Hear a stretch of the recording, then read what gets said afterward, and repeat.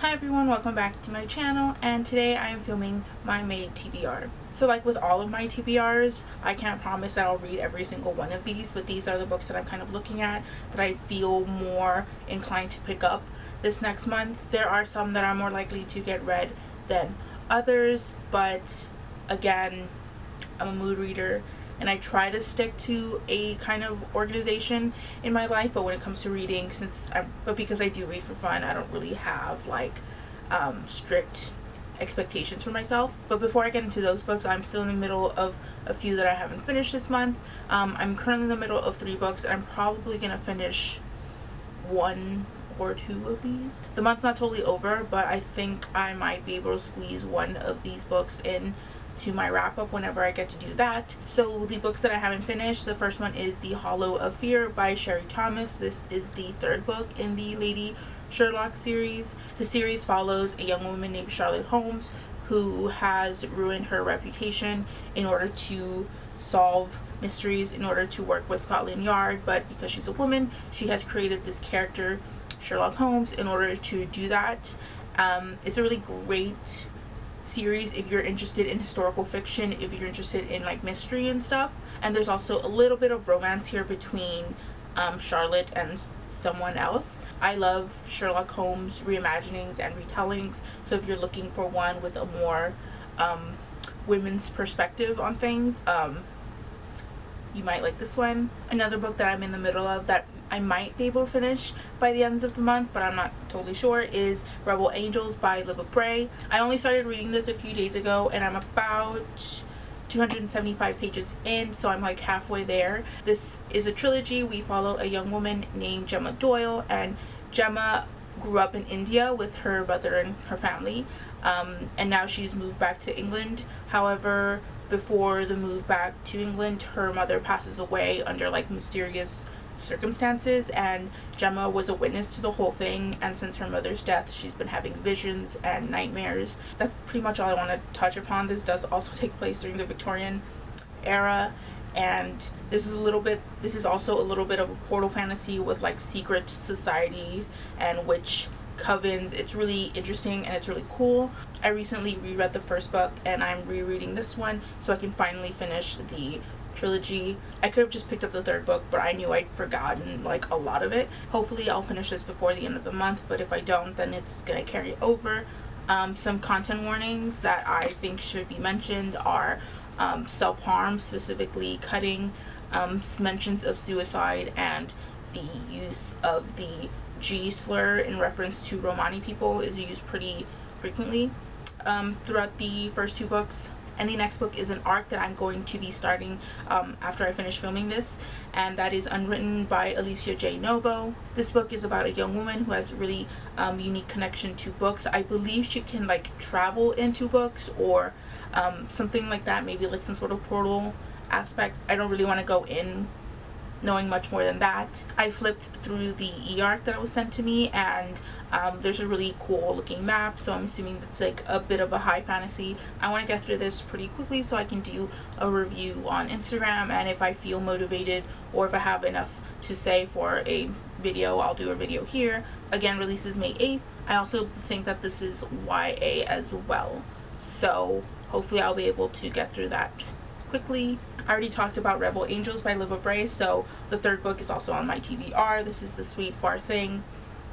I basically already explained the plot of this series, but this is pretty big. This is like way bigger than the other ones in the series. This is over 800 pages, and this one is barely 500, a little over 500. Hopefully I'll get to finish this one as well, even if it is a bit of a chunky book. I like going through series not quickly, but I don't like to leave much time in between installments in the series, because then I will just be prone to like rereading books, which isn't bad. I like to reread, but like if I'm only reading because I don't remember, that's on me, not the book. Another series that I could potentially finish in May is the Serpents and Kings trilogy by S.M. Gaither, and this is a book series that is available on Kindle Unlimited, so if you have that subscription, you could pick this up quite quickly. I would be reading the last book in the series, and that is The Empire of Empty Wars.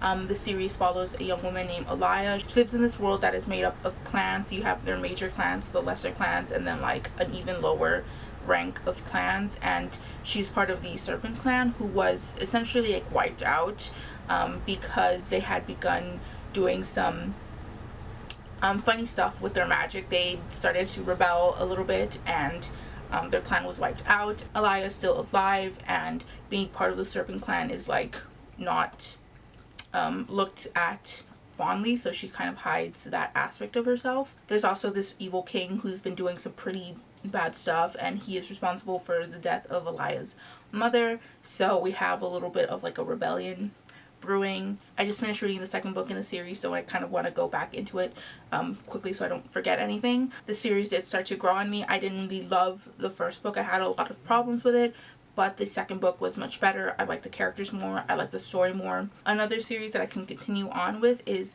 the Seven Realms series. This is The Exiled Queen by Cinda Williams Chima. I read the first book maybe 2 months ago, and I really enjoyed it. It's a political intrigue-esque story. In the story, we follow Princess Riza and a villager named Han.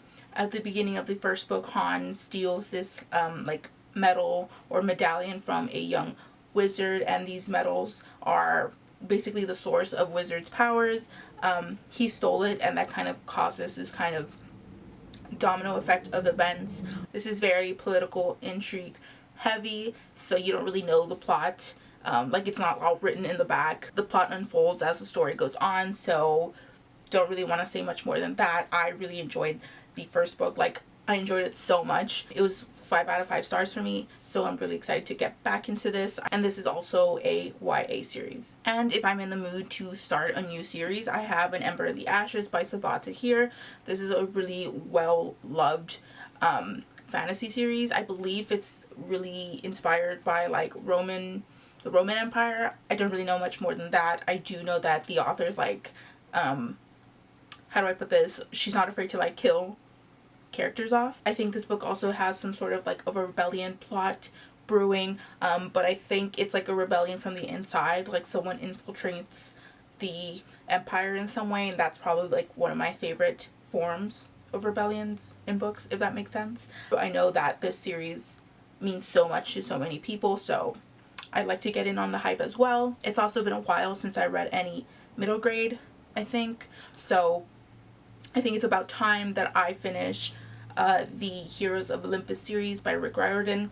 Don't really have to go into detail about this series. It's pretty well known. I never finished this series, and since I never finished it, yeah, I'm going to do a reread. So the first book is The Lost Hero. This is middle grade, so I could probably fly through this pretty quickly. At some point, I think I had started reading The Mark of Athena, which is the third book in the series, but I never finished it, so I will do a reread of the first 2 books because I don't really remember much. I remember some twists and stuff, but yeah, I like to read some sci-fi, so I also have the Diabolic by S.J. Kincaid. This is a series about these people called Diabolics, which are basically, I want to say they're clones of people, and they are created to protect their, I don't know if they're necessarily their owners, but their main task is to kill anyone who threatens the person that they were created for. So we follow a Diabolic whose name is Nemesis, and Nemesis is the Diabolic for Sidonia, who is the heir to the Galactic